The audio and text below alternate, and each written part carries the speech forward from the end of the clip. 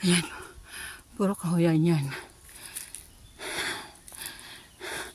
Gaya nga na sinabi ko, ang total land area ng asawa ko, 16 hectares. 9 hectares, yun ang mga ubasan. Ayan. Diyos ko, kakapagod. Tapos, gandang pa yan sa dulo. Nakita nyo yung pinaka, parang lagusan na yun. Lagusan ba tawag doon? Yan, paakyat yan, hanggang sa tuktok ng hills. At ito naman yung old oak tree. Siguro mga more than 100 years na yan. Ito yung nagpapatubo ng tartufo bianco, truffle white. Yan. Buti na lang hindi nakakarinig dito yung mga nangunguha ng truffle. Kundi sisirain lang nila yung vineyard namin.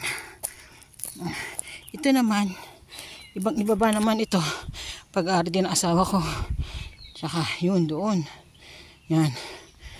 Pag-aari ng asawa ko.